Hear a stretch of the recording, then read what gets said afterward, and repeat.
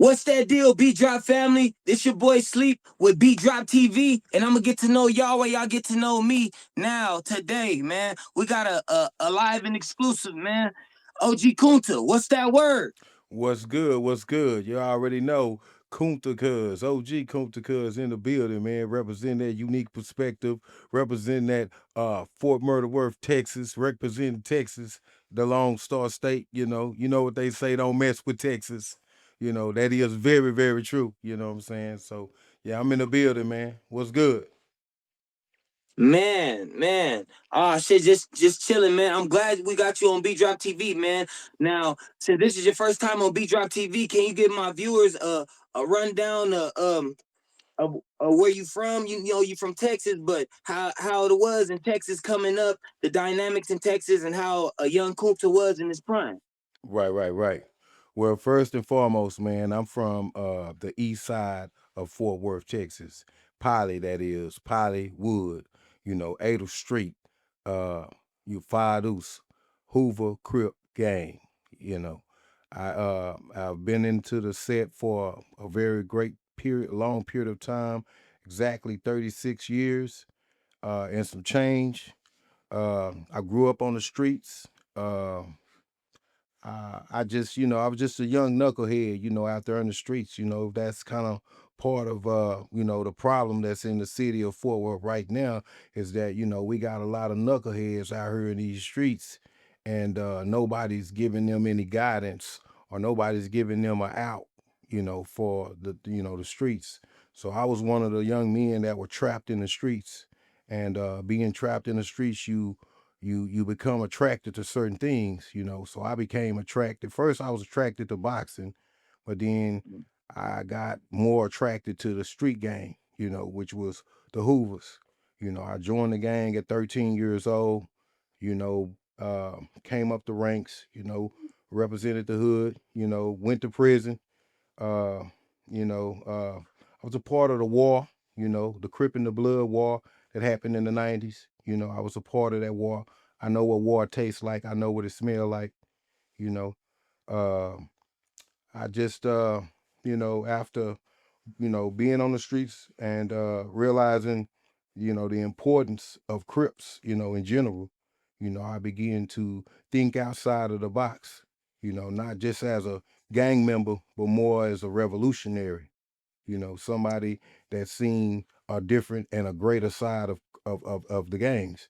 You know, a lot of people misunderstand that the chairman, the Panthers, that was one of his primary jobs was to unite the street gangs, and I do follow in his footsteps. I'm definitely one of those brothers who are trying to bring some peace and unity amongst the streets because it's been a lot of bloodshed, it's been a lot of mistakes, it's been a lot of bridges burnt, and there's been a lot of, heartache, a lot of things have happened and a lot of people have not healed. So I would just say, coming up as a homie, as a crip, I done some things that were bad, and but then I realized, the error in my ways, and I began to, to learn to be a pillar in the community and to build, rather than to destroy. So if the first part of my life, I could consider that to be a destructive part, of my growth and development because I done a lot of things for the wrong reason, and I ran away from a lot of right things for the wrong reasons.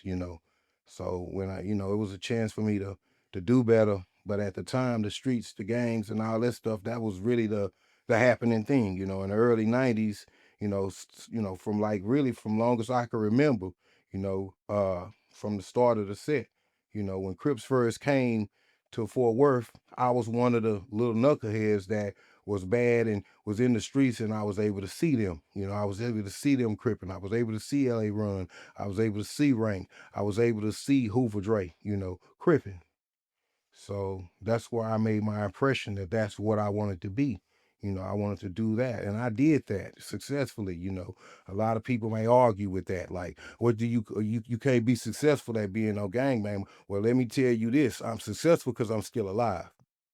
You know, and a lot of people that have not lived that life, they won't understand when you say your success is the continuation of your life, because we already know out here in these streets, life is not promised to you. You know, you got a lot of brothers out here that checked out, you know, and they ain't coming back, you know. So for me to be alive and to go through all that I've been through, I say I've been very successful as a gang member, you know, because I didn't die.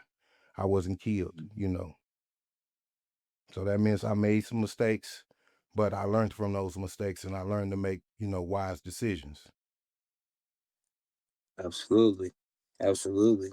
So so now that we got you know how you were coming up in Fort Worth and we got to know you a little bit, I wanna I wanna dive into some hot topics. Some hot topics, man. So you know you've been going crazy, you've been breaking necks and cashing checks, man, in the media lately, man. Right, right, So OG Gumby, you know, out of the Hoovers, you know, the California faction. right. What's exactly the issue with Gumby? Well, I'm gonna be 100% honest with you about Gumby, bro.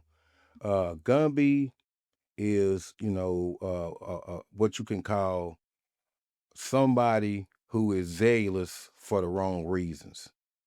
You know how you got somebody that believes something even though it's wrong, you know?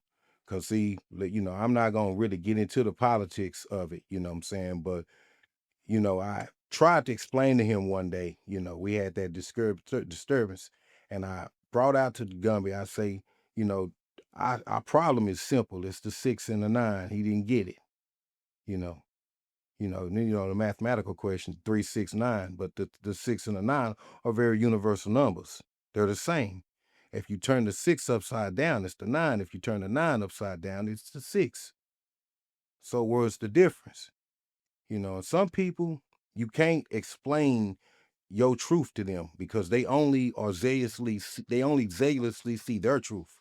Which not saying that they truth don't matter, but they don't see your truth because they never walked in your shoes. You never walked in theirs.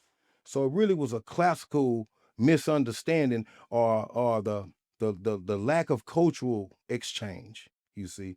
Uh when you with Gumby is a zealous toward the California way.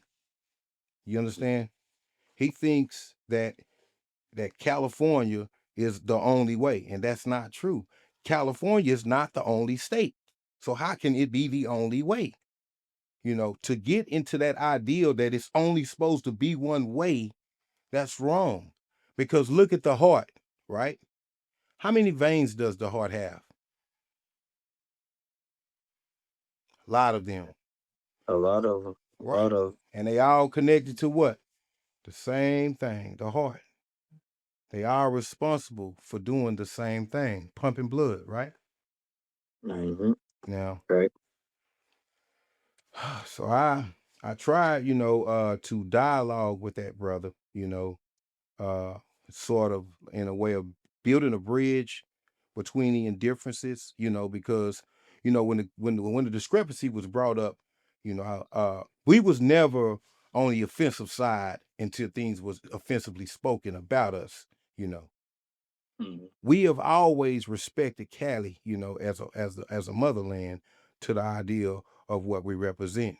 So we never really had no beef with them in any sense, And then you had people who were going around masquerading a fake war, you know, because you got to know that this internet is scandalous as hell, and these bloggers they plot and they scheme and they create situations that are false for clicks and likes. You see, and behind what happened with the Hoovers was a schemester, you know, a trickster, a manipulative person who basically wanted to pull strings and make things seem like they were and they actually were not. Hoover has existed peacefully in Texas with no discrepancies. Now, of course, there were maybe a few hiccups with the GCs and the CGs once they finally, discovered the existence of one another.